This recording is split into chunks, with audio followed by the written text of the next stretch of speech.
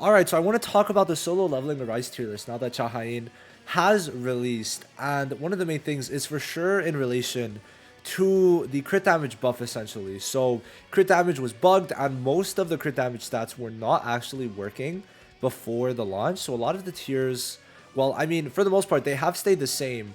But I think like within the tiers, there's some units that have become better than others. And also, I'm going to talk about certain units that could for sure be argued higher. Now, even an S unit, an S plus unit, could be interchangeable in my opinion for the most part. But I do kind of want to talk about the meta, right? This is going to be a tier list video, just looking at the tier list. But mainly, it's going to be talking about certain units and how they're performing compared to before. I don't think, like, the tiers have basically remained relatively unchanged in my opinion. There's some things that you could for sure argue over, but I don't think, in my opinion, the difference between S and S plus is that big, because let's say I put an S unit in S plus, either way it would be more so a low S plus if they weren't there in the first place.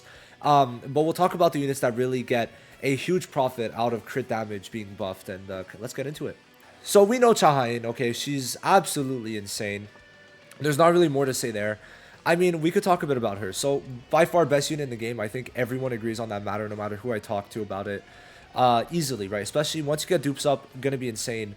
But even without it, main reason is just because of how well she works with other light units, like Byung-gu, who gives a bunch of crit support. But mainly, what's very cool about her is the dancer effect, which increases her attack and crit damage, while also giving her a bunch of power gauge, support for the ultimate.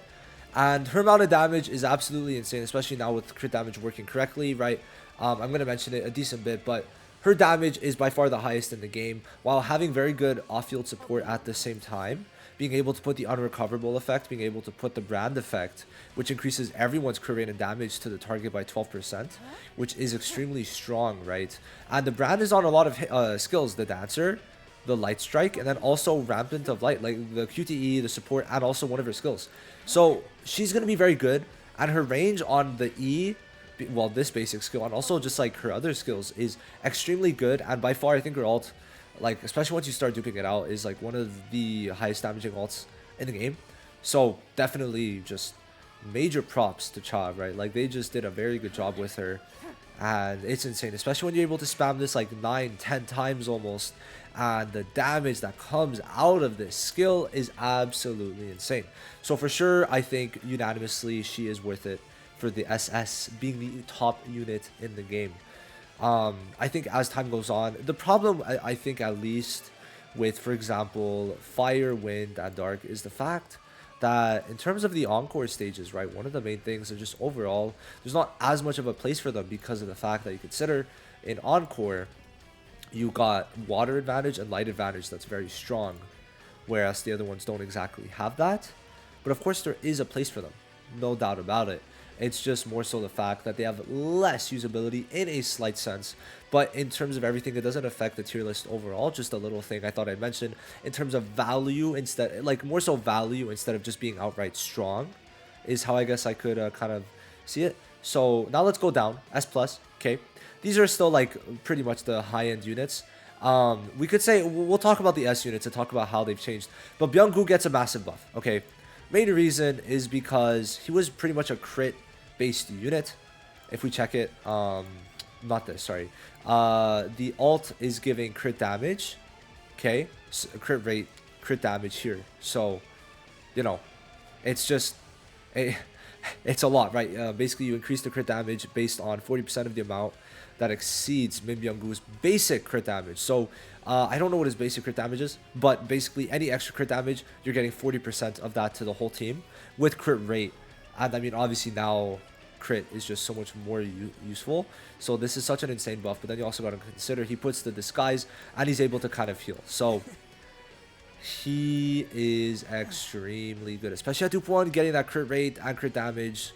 Very, very good. Byung-gu definitely is deserving of his placement. Now, Beck does seem to basically have passed up Choi. So overall, Choi was in a very good spot in the beta because crit wasn't working, and Choi cannot crit. He's just not able. Okay, so Beck obviously came out during the beta. I'm talking, sorry, my bad. I should say the soft launch. So during the soft launch, obviously, Choi was definitely winning. I mean, there was not like a proper use for crit at the time. Choi couldn't crit, and his damage is was very good, and it's still very good, which is why he's staying in the S plus in my opinion.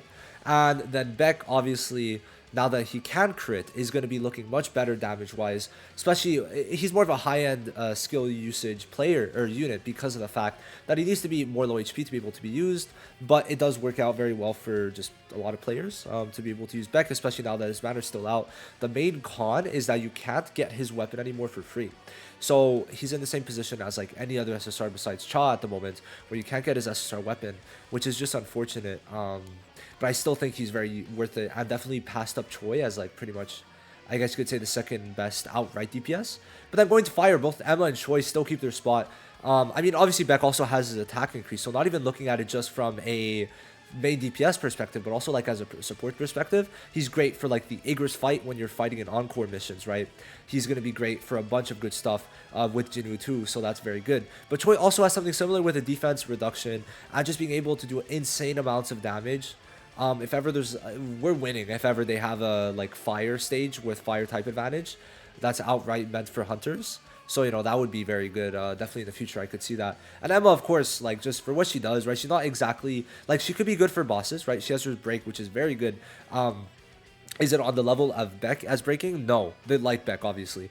But she does a lot of other stuff, being able to support and also just do very good damage, being able to do AoE damage. And while it might not necessarily always be against bosses, great for AoE, there's also the fact that, like, for example, in the Battlefield of Time, right, you need to clear out mobs before actually getting to the final phase. So Emma could be used in situations like that. And for AoE, she's for sure one of the best with her range, right? Not as much as Cha even, but still very, very good. And then Seo Ji-woo still keeps her placement. I mean, bro, especially the fact that if we check it, no other water SSR, none. So Ji-woo definitely, wait, let me go back. She definitely keeps her spot of S plus easily. Like, these are the top tier of units that I would definitely rate over the others. Ji-woo really just has that ability to do so much, right? Being able to break, being able to, the break potential is insane damage wise, still very good. And then obviously giving the shield, being able to tank some more hits. It looks so good for Ji-woo. And once we get Alicia, I mean, we should see Ji-woo looking even better, right? So definitely something to look out for. But right now, I mean, Ji-woo is, in my opinion, like, I would rate her as probably, in my, like, I think this is personal opinion, more so than just fact. But because her value out of the 5 S plus units is probably the highest, just because of how hard Cerberus could actually be. I think she is very good. Now, Byung-gu stonks and Baekhyun-ho stonks went up. Choi's went down a bit, but he's still good. But, like, Ji-woo just has that ability. To, like, the breaking capabilities is insane because you could just spam, and spam. And you're good. You're not really ever going to need to switch out a lot of the times, right? Obviously, I've been able to use Cha for Cerberus because, obviously, she's max duped and just absolutely destroys. But Seo Ji-woo really has that capability to go crazy. Now let's go down to this tier. There's some units in here that are in contending for S+. Okay, those units, I would say Taegyu, Lim Taegyu, Baekhyun-ho could also definitely see S+. And I mean, I've seen a lot of talk also about Dong-soo. I mean, now his damage is looking better, so like that's for sure. Units that kind of don't really get much more value is like Kang Tae-shik and Park Hee-jin, right? Reason being, okay, if you're not really relying much on crit, then there's not really a point. Her supporting capabilities was not off of crit. She was increasing all damage, cleansing, supporting, power gauge, okay? Doesn't really change much with this, like, change, right? Now, Kang Tae-shik is based off of bleed. Bleed is not based off crit, it's based off of attack, so not much change for him. If anything, he lost a bit of value, similarly to Choi, because he's only based off of bleed, where not Baekhyun-ho, right? Baekhyun-ho does bleed, but he does so much damage otherwise, too. So in this instance, I think Baek and Taegyu really get a big stonk increase, but Hwang Dong-soo too is not looking too bad. I mean, his damage is also looking very nice. I think at first I really did like Dong-soo, but then it was like, compared to others, not the best. But now he's like kind of, he's getting up there, right? So those 3 units are looking very good. But then we're going to give kind of the cons list a bit. So Baekhyun-ho, first of all, amazing debuff with the defense decrease, being able to break, best in the game, but his damage is still, in my opinion, lacking for him to be an S+, to be on that same echelon of tiers, right? But his damage is very good, and his overall usability is very, very, very high. And he is definitely in contention, like he's a contender for S+ for sure. Now, Taegyu damage-wise, oh my god, especially because one of the main things that people need to understand is how crit works, right? Obviously, you don't have the guaranteed chance to crit all the time, but if you do crit, it's great. Now, Taegyu is breaking up his ultimate damage into 8. Okay, he hits 8 times on his ultimate. Because of that, in total, if let's say Cha does crit versus not critting, if she doesn't crit, which has happened to me, right? If she doesn't crit, then you're doing a lot less damage. But Taegyu, his ult is 8 arrow shots. 8 arrow shots of extreme damage. Because of that, let's say you don't crit 4 of the times and you crit 4 of the other times, then you're still getting more value than not critting at all, which is why Taegyu really gets a lot of value from this update.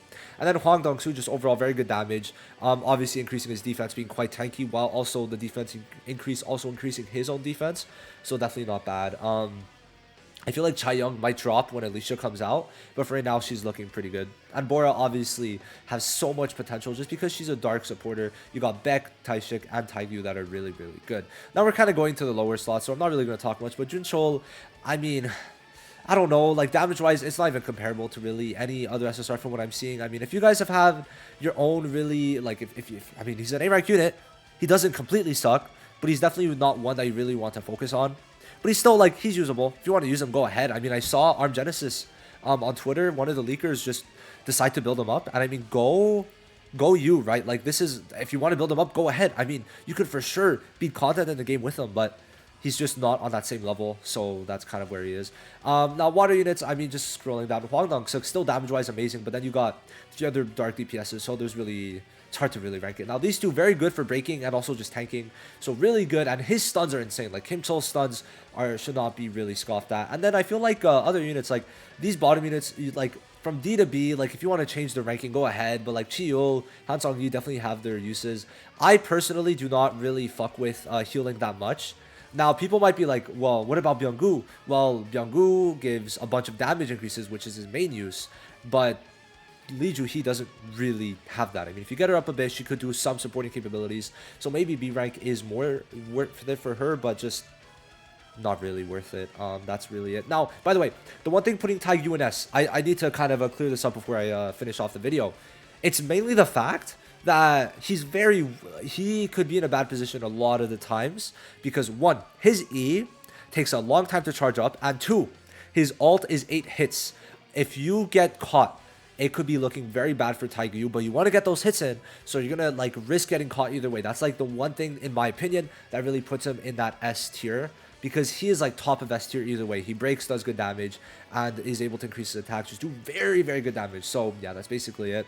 Not really much else to talk about, but I just wanted to kind of give you guys an update on my thoughts, how some units are looking much better now, and how some units kind of lose a bit of value, but it doesn't really matter, because like Choi is still looking very good damage-wise. So great to know. See you guys in the next one. Thank you so much for watching, and peace.